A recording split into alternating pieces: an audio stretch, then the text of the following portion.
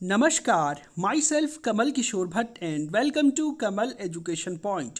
Russia Ukraine war के बीच में यूक्रेन ने एक बहुत ही ज़ोरदार अटैक रशिया पर किया है और उसका जो कर्च ब्रिज है, जो समुद्र के ऊपर उसने बनाया था, उसको नष्ट कर दिया है। अब आप सोच रहे होंगे ब्रिज ही तो है, पुल ही तो है, उड़ा दिया तो क्या बड़ी बात होगी, लेकिन ऐसा नहीं है। ये बहुत बड़ी बात है क्योंकि रशिया ने जो सिक्योरिटी के इंतजाम यहाँ पर किए थे, इतने इंतजाम करने के बावजूद यूक्रेन से एक ड्रोन आता है और उसके ब्रिज को उड़ा करके चला जाता है, तो कहीं ना कहीं रशिया की नेवी पर जो है प्रश्न चिन्ह खड़े हो रहे हैं।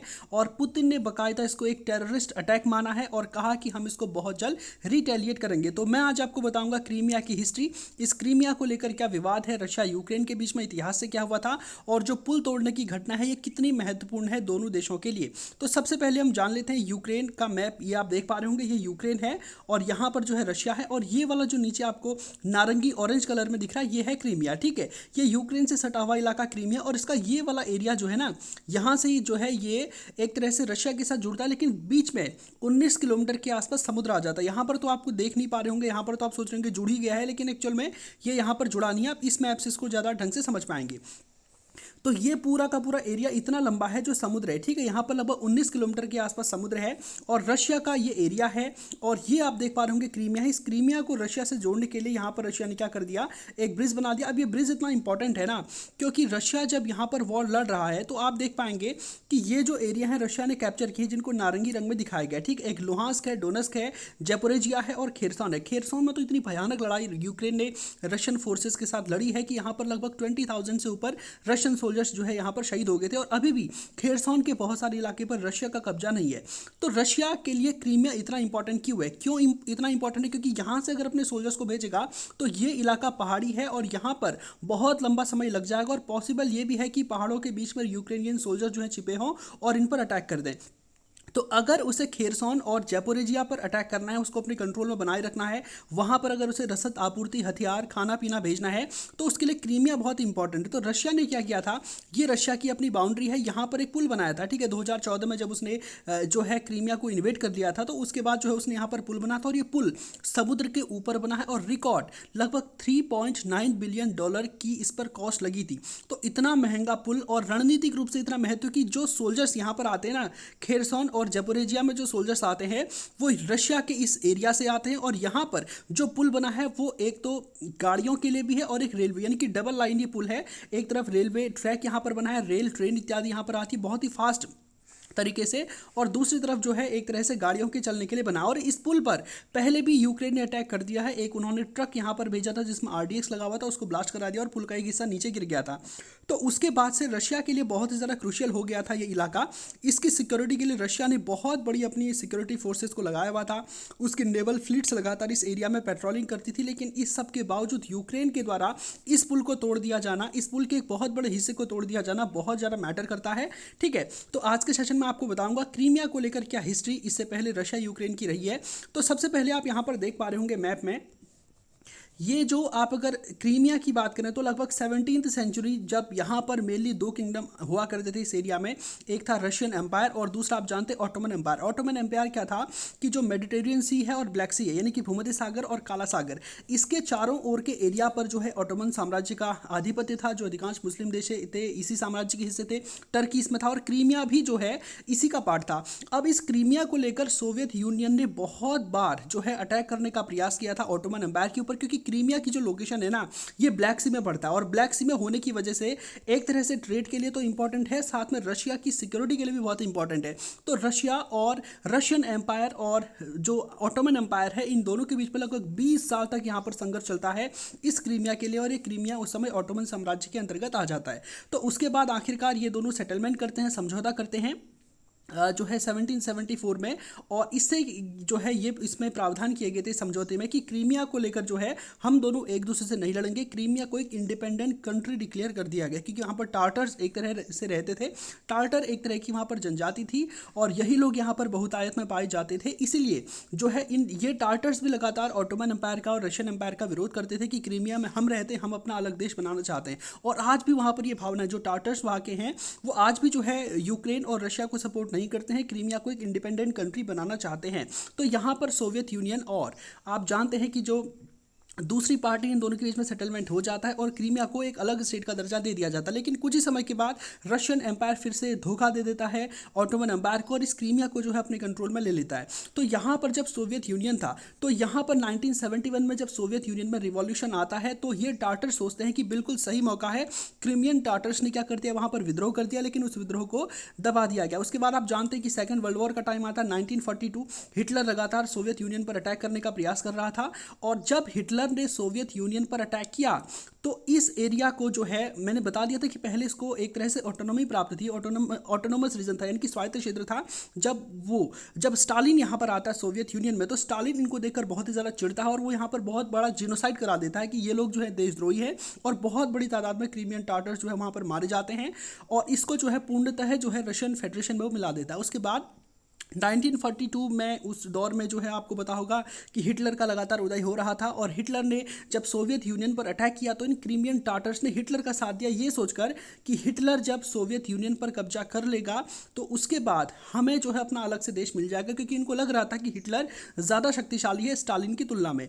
तो उसके बाद क्या होता है, स्टालिन हरा देता है हिटलर को, हिटलर आत्महत्या कर लेता। तो ऑब्वियस सी बात है क्रीमिया जो है वो एक तरह से यूएसएसआर का ही अपने आप में पार्ट होगा। तो अब जब यूएसएसआर का ही पार्ट था तो उसके बाद आपको पता होगा कि यहाँ पर यूक्रेन का भी एक इलाका है, ठीक है। उस समय यूक्रेन भी यूएसएसआर का ही एक पार्ट हुआ करता था। तो यहाँ पर क्या हुआ कि कुछ समय के बाद जो है एक तरह से इस पार्ट को यूक्रेन को दे दिया गया। अब देखो ये पार्ट यूक्रेन को दिया क्यों, उस समय यूएसएसआर था, यूनाइटेड सोवियत यूनियन था और सोवियत यूनियन का ही पार्ट रशिया भी था और यूक्रेन भी था। तो आप सोच लीजिए उत्तराखंड के एक एरिया को अगर यूपी को दे दिया जाए तो उसमें कोई बड़ी बात नहीं, अगर यूपी के लिए इंपॉर्टेंट है। तो यूक्रेन वाले विरोध कर रहे थे कि जो नीचे क्रीमिया का एरिया होता है हमारा होता है और रशिया वाले कह रहे थे हमारा होता है। तो यूएसएसआर ने टोटली क्या किया, इस क्रीमिया को यूक्रेन को पकड़ा दिया, ठीक है। चूंकि दोनों एक ही देश थे उस समय तो कोई ज़्यादा इस तरह का विवाद होता भी नहीं है। लेकिन उसके बाद ये 1954 के टाइम की बात है। अब आप सोच रहे होंगे फिर तो ये यूक्रेन का ही होना चाहिए, लेकिन देखिए ऐसा नहीं हुआ। उसके बाद क्या होता है, आप जानते हैं कि जो यहाँ पर क्रीमियन टाटर्स थे ये लगातार यहाँ पर विद्रोह कर रहे थे, रशिया का भी अपोज करते थे और यूक्रेन का भी अपोज करते थे। ये कहते थे कि क्रीमिया क्या है, एक इंडिपेंडेंट कंट्री है, जैसे कश्मीर में भी आमतौर पर हो रहा है। हालांकि कश्मीर में बहुत सारे उग्रवादी संगठन पाकिस्तान को सपोर्ट करते हैं, बहुत सारे भारत को करते हैं और बहुत सारे ऐसे भी हैं वहाँ पर जो कहते हैं कि जम्मू कश्मीर न तो भारत का है न पाकिस्तान का है, इसको एक इंडिपेंडेंट कंट्री बनाया जाना चाहिए। तो ऐसे यहाँ पर जो ये वाला रीज़न है इसका भी था, ये न रशिया को सपोर्ट करते थे न यूक्रेन को सपोर्ट करते थे। ये लोग क्या करते थे, इसको इंडिपेंडेंट बनाना चाहते थे।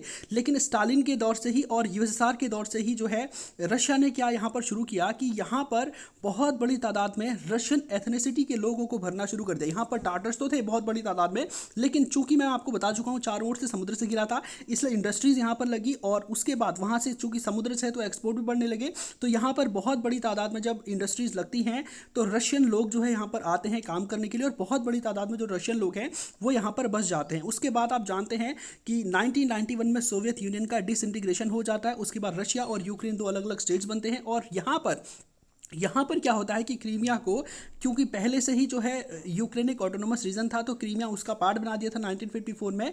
तो जो यूक्रेन है उसी का पार्ट अपने आप में रशिया, ये वाला एरिया उसी का पार्ट अपने आप में हो जाता है। तो उसके बाद क्या हुआ कि यहाँ पर बहुत सारे प्रेसिडेंट अपने आप में बनते हैं, जिसमें से एक ये यानुकोविच हैं। ये क्या थे कि एक तरह से रशिया का काफ़ी ज़्यादा सपोर्ट करते थे। तो जब ये रशिया का सपोर्ट करते थे तो इन्होंने बहुत बड़ी तादाद में ऐसे सुधार करने शुरू किए जो रशिया को फेवर करते थे। इससे क्रीमिया के लोग तो खुश हुए क्योंकि क्रीमिया में तो एक तरह से रशियन लोग थे, ठीक है। तो क्रीमिया में रशियन ज़्यादा थे तो वो तो खुश हुए, लेकिन जो यूक्रेन के एक्चुअल लोग थे वो इनको पसंद नहीं करते थे। इससे पहले जो है इनके बीच में एक ट्रीटी भी हो चुकी थी और उस ट्रीटी में ये प्रावधान किए गए थे कि जो ये वाला जो एरिया है ना, जो ये क्रीमिया का एरिया है, यहाँ पर एक सेवस्टोपोल नाम की जगह है, ठीक है। इस पर एक पोर्ट बना है, ये रशिया को लीज पर दे दिया जाएगा और साथ में यहाँ के जो नेवल संसाधन है इनको जो है बांट लेंगे यूक्रेन और रशिया दोनों मिलके। और जो यूक्रेन के जो न्यूक्लियर वेपन्स हैं, ठीक है, यूक्रेन के जो न्यूक्लियर वेपन्स है वो यूक्रेन ने रशिया को दे दिए उसके बाद कि भाई ये तुम ही संभाल लो और बदले में जो है हमारा ये पार्ट हो जाएगा। तो सोचिए अगर वो न्यूक्लियर वेपन्स इन्होंने नहीं दिए होते तो आज शायद यूक्रेन पर इस तरह से अटैक नहीं होता। तो यही सब वहाँ पर चलता रहा और उसके बाद आप जानते हैं कि जब इस प्रेसिडेंट को यूक्रेन के लोगों ने खदेड़ दिया। क्यों? क्योंकि ये क्रीमिया के लोगों की बेहतरी के लिए काम कर रहा था। क्रीमिया में रशियंस थे और यूक्रेन में रशिया के विरोधी लोग थे। तो जब ये इनका सपोर्ट कर रहा था तो इसको देश निकाला दे दिया था, ये अपने देश से भाग जाता। उसके बाद 2014 में पुतिन को ये बात बहुत पसंद नहीं आती कि हमारा पसंद का जो नेता यूक्रेन में बैठा था इसको भगा दिया है यूक्रेन वालों ने। तो पुतिन क्या करते हैं, यहाँ पर अपनी आर्मी को बहुत ही गोपनीय तरीके से यहाँ पर भेजते हैं। और ऑब्वियस सी बात है, जो क्रीमिया में जो वहाँ की मेंबर ऑफ पार्लियामेंट से उस समय के, वो लोग अपने आप में रशिया के ही सपोर्ट में होते हैं। तो 2014 में इस पूरे के पूरे एरिया पर रशियन कंट्रोल हो जाता है। एक दिन अचानक यहाँ पर रेफरेंडम कराया जाता है कि तुम किससे मिलना चाहते हो, यूक्रेन से अलग रहना चाहते हो कि रशिया के साथ मिलना चाहते हो। तो यहाँ के लोग अधिकांश वोट देते हैं रशिया से मिलना चाहते हैं। तो सीधे सीधे इस क्रीमिया को रशिया का एक पार्ट बना दिया गया। और उसके बाद से जो है ये क्रीमिया रशिया का पार्ट है। यूक्रेन ने इसका बहुत विरोध किया और रशिया ने सीधा कह दिया कि क्रीमिया अब से हमारा पार्ट है, इस पर दुनिया के किसी भी देश ने अगर अटैक किया तो वो रशिया पर अटैक माना जाएगा और हम उसको रिटेलिएट करेंगे। तो इसके बाद जो है आप सोच रहे होंगे कि 2014 में जब रशिया ने क्रीमिया पर अटैक किया, क्रीमिया को कब्जे में ले लिया, तो उसके बाद दुनिया की क्या प्रतिक्रिया थी। तो देखिए, दुनिया में यूरोप और अमेरिका ने साफ मना कर दिया। यूरोप और अमेरिका का कहना था कि क्रीमिया यूक्रेन का ही पार्ट है, हम इसको कभी भी रशिया का एज अ पार्ट कंसिडर नहीं करेंगे, ये एक कब्जाया हुआ एरिया होगा। और यूनाइटेड नेशंस ने भी कहा कि रशिया ने जो है क्रीमिया को कब्जाया है, हम इसको यूक्रेन का ही पार्ट मानेंगे। लेकिन रशिया का कहना तो तुमको जो मानना है मानो, है तो हमारे पास, तो तुम्हारे मानने न मानने से वो हमारा नहीं तो हो नहीं जाएगा। ठीक है, तो यही सब कुछ जो है क्रीमिया को लेकर चल रहा है। और अब क्रीमिया में इसके बाद जो है रशिया ने यहाँ पर रणनीतिक बढ़त हासिल करने के लिए यहाँ पर एक पुल बनाया था और उस पुल को जो है अभी यूक्रेन ने तोड़ दिया है। हालांकि पूरी तरह से वो पुल नहीं टूटा, लेकिन 2-3 दिन फिलहाल उसके रिकंस्ट्रक्शन में यहाँ पर लगेंगे। हालांकि अब जो है रशिया ने का कहना है कि इसको हम एज ए टेररिस्ट अटैक जो है इसको कंसिडर करेंगे और यूक्रेन के खिलाफ रिटेलिएटरी एक्शन लेंगे। हालांकि अब क्या रिटेलिएटरी एक्शन जो है ये लेता है, ये तो समय ही बताएगा। तो उम्मीद करता हूँ कि जो क्रीमिया का इतिहास मैंने आपको बताया है कि इस तरह से यूक्रेन और रशिया के बीच में विवादित क्षेत्र है, तो आप इसको ठीक से समझ पाए होंगे। आपके इस मामले को लेकर क्या विचार है, कमेंट सेक्शन में डेफिनेटली जवाब दें। तो आज के सेशन को यहीं पे समाप्त करते हैं। धन्यवाद।